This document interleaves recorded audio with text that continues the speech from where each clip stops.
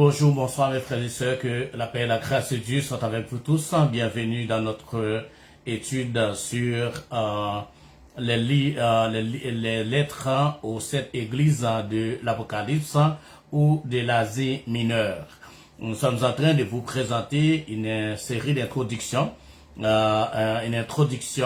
sur les lettres aux 7 églises de l'Apocalypse ou les lettres aux 7 églises de l'Asie mineure. Je vous ai déjà présenté l'introduction 1, nous sommes aujourd'hui dans l'introduction 2. C'est une série d'analyses que nous sommes en train de vous présenter, analyser les grands traits de différentes lettres adressées aux 7 églises de l'Asie mineure. La fois dernière, nous avons déjà vu des différents traits de la glorieuse personne du Seigneur Jésus-Christ. Et le dernier trait que nous avons vu, c'est que le Seigneur Jésus, nous l'avons vu, qu'il avait le même caractère que l'ancien des jours, dont a parlé le prophète Daniel, et cela nous révèle la divinité. Tout en étant fils de l'homme, il est le vrai Dieu, Dieu béni éternellement. C'est ce que nous avons vu la fois dernière. Et aujourd'hui, nous continuons à examiner les traits de la glorieuse personne du Seigneur Jésus-Christ.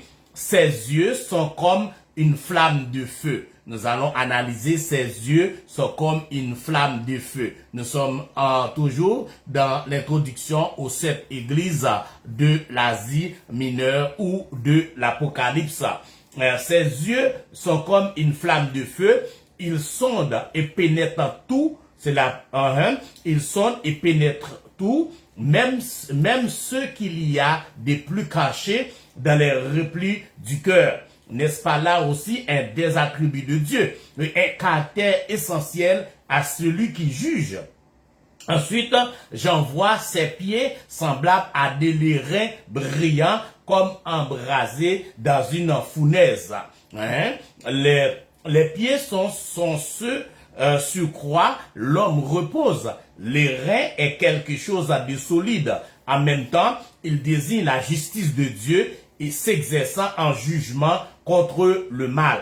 Le feu est aussi un symbole ou une figure du jugement qui doit consumer les pécheurs. Ainsi, ce que vit Jean indique que la fermeté inflexible avec laquelle le Seigneur exercera le jugement. Combien cela est solennel, sa voix, dit ensuite Jean, était comme une voix de grandes eaux. Ce n'est plus cette voix tendre et miséricordieuse qui disait, venez à moi, vous tous qui êtes fatigués et chargés, et je vous donnerai du repos. C'est pas cette voix-là, la voix si douce que les brebis entendent et qu'elles suivent. Non, c'est la voix majestueuse et redoutable qui annonce le jugement qui vient.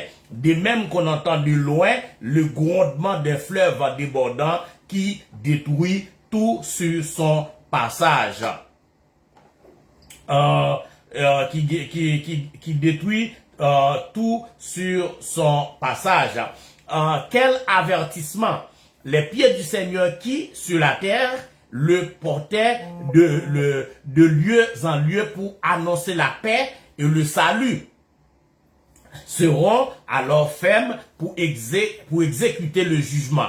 Et sa voix qui prononçait des paroles de grâce fera connaître sa justice au plus profond des cœurs. Il avait, dit encore Jean, dans sa main droite 7 étoiles. Jean a vu que le Seigneur avait 7 étoiles dans sa main droite. Plus loin, nous apprenons que ces 7 étoiles sont les anges des 7 églises. Les 7 étoiles représentent les anges des 7 églises. Ce sont ceux qui, à cause de la position qu'ils occupent dans les églises, les représentent devant Dieu.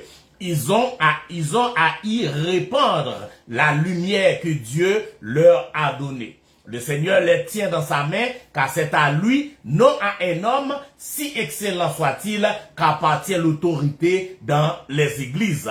Alléluia. De la bouche sortait une épée aiguë à deux tranchants.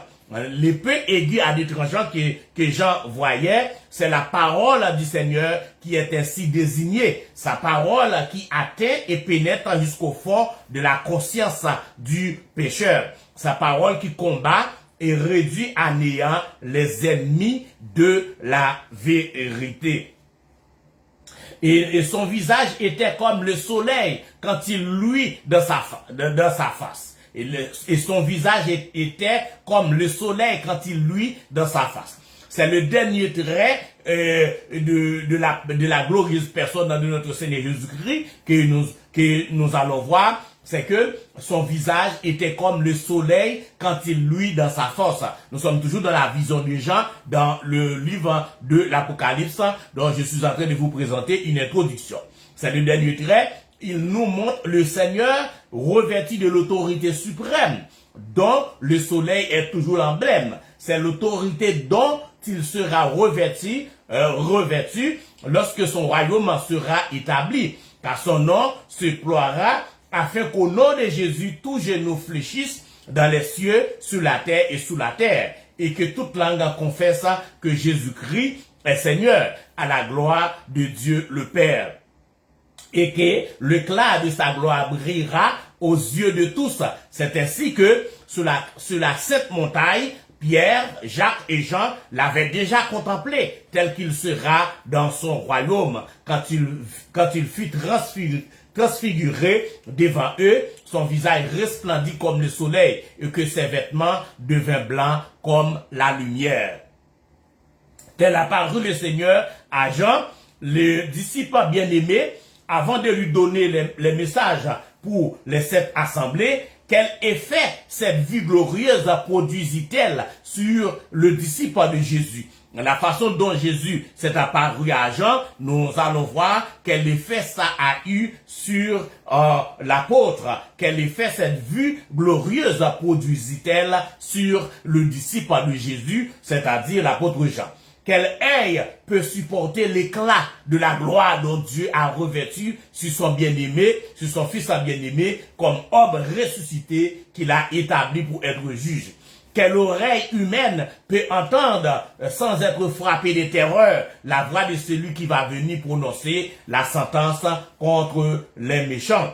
Aussi, lorsque Jean vit le Seigneur dans cette gloire, celui qu'il avait connu, humble et débonnaire sur la terre, il tomba à ses pieds comme mort. Jean, et par la façon dont il connaissait Jésus, lorsque Jésus était sur la terre, c'est pas le même Jésus. Jean tombe, la Bible nous dit, Jean tomba à ses pieds comme mort. Mais le Seigneur ne voulut pas laisser son cher disciple sous cette impression de crainte.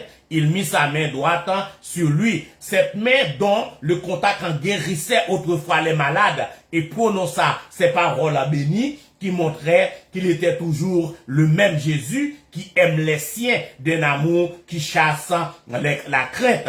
Ne crains point.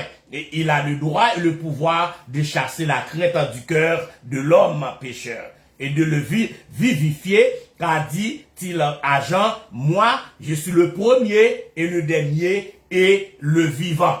Alors, Jésus a posé sa main droite à ce Jean pour le vivifier, pour le reconforter. Alléluia. C'est-à-dire que c'est lui qui est l'auteur de toutes choses et pour qui elles ont été faites. Le vivant est celui en qui réside la vie et duquel toute vie découle. Cela ne proclame-t-il pas qu'il est Dieu? Oui, nous ne saurions trop de répéter et le mettre dans nos cœurs. Jésus est Dieu, comme Jean le dit dans l'évangile. Selon Jean, la parole était Dieu. Alléluia, la parole était avec Dieu et tout ce qui a été fait n'a été fait sans elle, selon Jean 1er, verset 1er et verset 14. Et c'est lui, la parole qui est devenue chair. C'était la parole, c'est cette parole qui était devenue. Il a été un homme qui a habité parmi nous et est mort pour nous. C'est ce que le Seigneur fait comprendre à Jean, car il ajoute, j'ai été mort. Le Seigneur rappelle à Jean qu'il était mort, et voici, je suis vivant au siècle des siècles.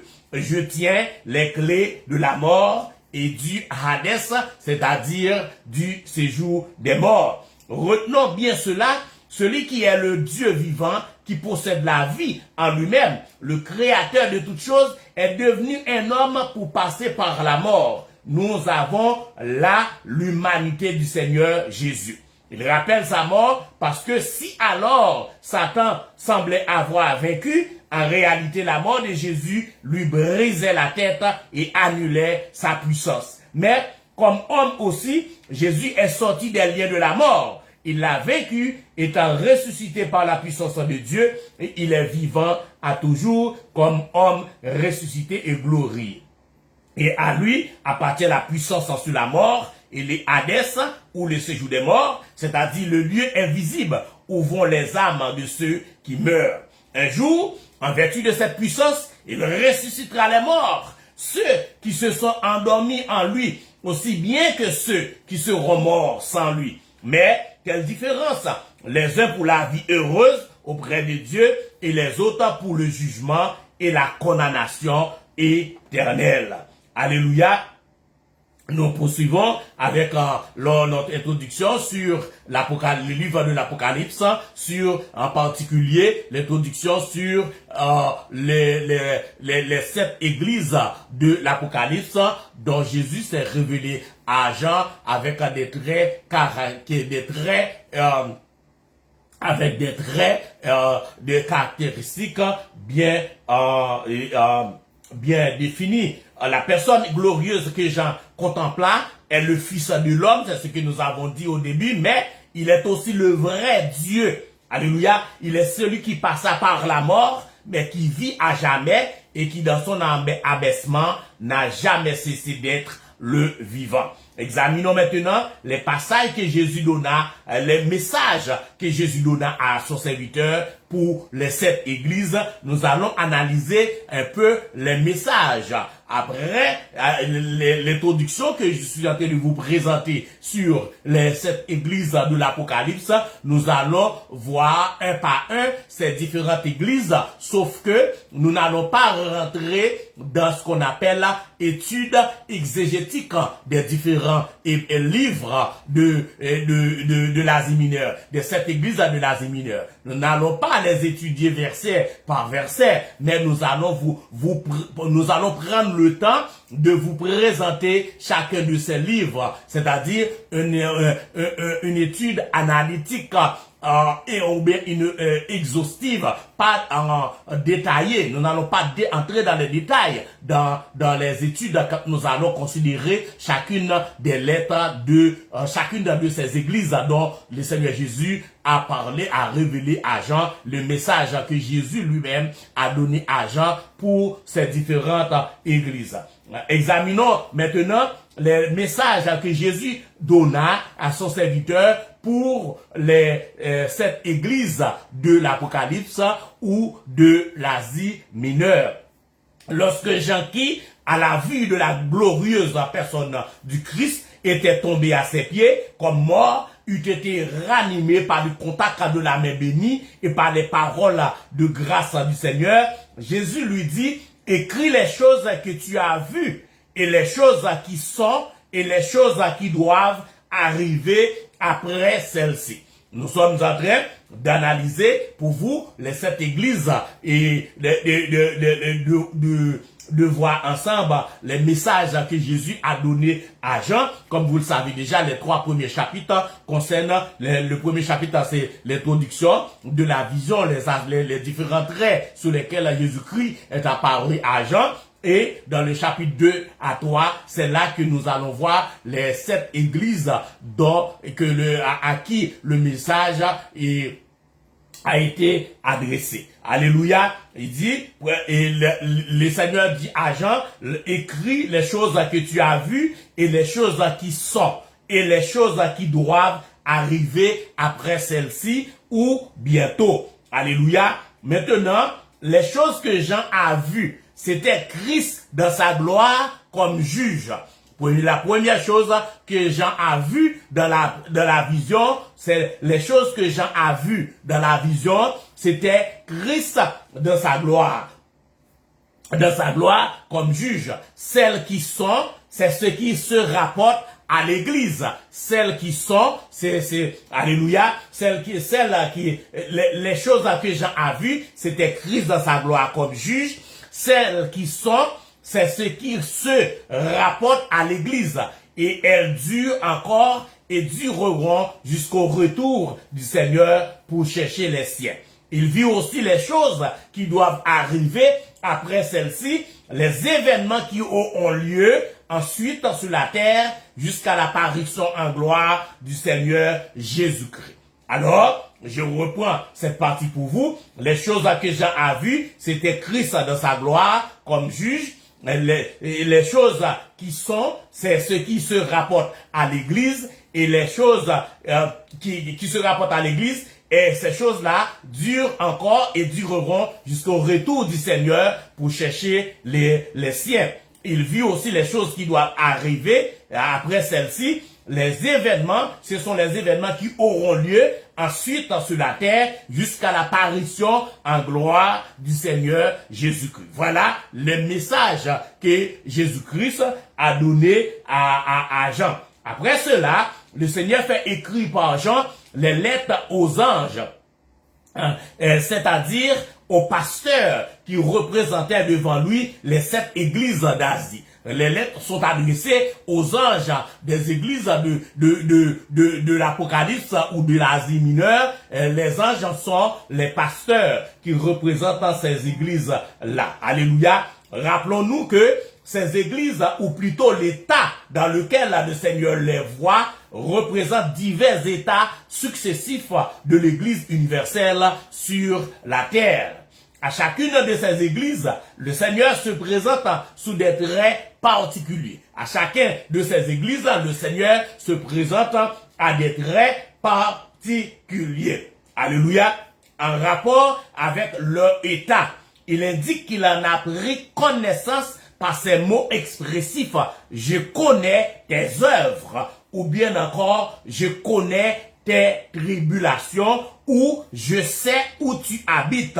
Alléluia. Quelle chose solennelle que d'avoir affaire à celui auquel rien n'échappe, ni le bien, ni le mal. Jésus-Christ connaît toutes choses et tout ce qui s'est passé à travers ces églises-là. Ensuite, le Seigneur reconnaît et indique le bien qui se trouve en chacune des églises. Mais il signale aussi le mal qu'il y voit. Et d'après cela, il distribue à chacun le blâme ou la répréhension, l'exhortation ou l'encouragement. Alléluia. Pour 2 d'entre elles, il n'a point de parole à reproche. Il y a deux parmi ces églises, il y en a 2 auxquelles le Seigneur n'avait pas de parole de reproche. C'est Smyrne dans la tribulation, c'était Smyrne dans la tribulation et Philadelphie dans la faiblesse. Toutes 2 ont été fidèles. Ces 2 églises, parmi les 7, ont été fidèles. L'église de Smyrne dans la tribulation et l'église de Philadelphie dans la faiblesse. Toutes les 2 ont été fidèles. Alléluia. Puis, Jésus exhorte celui qui a des oreilles à écouter ce que l'Esprit dit aux églises. Cela, par conséquent, concerne individuellement chacun de nous. Chacun de nous, alléluia. Et enfin, à ceux qui auront vaincu, c'est-à-dire qui seront restés fidèles au milieu des difficultés, des pièges et des combats, le Seigneur donne les promesses les plus encourageantes. Alléluia. Alors, c'est là que je voulais vous présenter une introduction sur les 7 églises de l'Asie mineure ou de l'Apocalypse. Alléluia. Alors, je vous ai donné vous présenter une introduction. Alléluia. Alors, je vous ai donné une introduction et comme quoi nous avons vu aussi les différents traits les différents traits de la personne de la glorieuse personne de notre Seigneur Jésus-Christ. Nous avons parlé des différents traits que nous avons vus dans l'introduction. Nous avons présenté le chandelier d'or, par exemple, il a parlé du feu, il a parlé aussi de l'airain. Nous avons analysé tous ces différents traits caractéristiques sur lesquels que le Seigneur Jésus s'est présenté à Jean. Et dans l'introduction aussi, je vous ai présenté les messages que le Seigneur a donné, les messages que Jésus donna à son serviteur Jean pour les églises de l'Asie mineure, de l'église de la Odyssée. Pour les 7 églises de l'Asie mineure ou les 7 églises de l'Apocalypse. Alléluia. Alors, je voulais vous présenter cette petite introduction. Alors, là, comment nous présentons des études dans le ministère de la Croix, nous vous faisons un exposé, alléluia, des études, mais nous ne pouvons pas entrer dans les détails parce que j'ai tellement de choses à vous enseigner, je peux pas rentrer dans les détails, c'est juste pour vous maintenir, alléluia, dans une ambiance spirituelle avec la connaissance de la parole de Dieu. Alléluia. Mais à partir bientôt, nous allons commencer à voir séparément chacune de ces églises. Je vais analyser un peu avec vous chacune de ces églises, les messages que Jésus-Christ a adressés à chacune de ces églises. Nous n'aurons pas le temps de détailler tous les traits, tous les mots qui se trouvent dans ces lettres, mais les messages qui a été adressé à cette église et qu'est-ce que ça représente pour nous aussi aujourd'hui. Alléluia, dans le temps actuel. Qu'est-ce que ça représente pour l'église d'aujourd'hui, les messages qui ont été adressés aux 7 églises de l'Apocalypse ou de l'Asie mineure. Alléluia. Alors, c'est la deuxième introduction que je vous ai présentée, juste avant aussi de commencer avec les différentes lettres, par exemple, de voir ensemble les différentes églises séparément. Je pourrais en quelque sorte vous présenter une dernière introduction, mais de façon plus pratique et vous présenter par exemple les différents traits sur lesquels que Jésus-Christ se révéla à Jean. Avant, je vous ai déjà présenté l'introduction 1, l'introduction 2, mais dans la troisième introduction va être la conclusion de l'introduction que je voulais vous présenter sur les 7 églises de l'Apocalypse ou de l'Asie mineure. Je vous en remercie pour le temps que vous avez pris de m'écouter ou bien d'étudier avec nous la parole de Dieu. Si vous aimez cette étude, je vous demande de nous décrire ça dans un commentaire. Alléluia. Et si vous avez des questions particulières comme étudiant de la Bible, vous pouvez nous contacter au numéro au bas de l'écran. C'était votre serviteur, Pasteur Francis Pierre, alléluia, qui vous dit au revoir et qui vous donne rendez-vous pour une prochaine étude, alléluia, sur la parole de Dieu, en particulier sur les 7 églises de l'Apocalypse ou de l'Asie mineure. Que le Seigneur vous bénisse.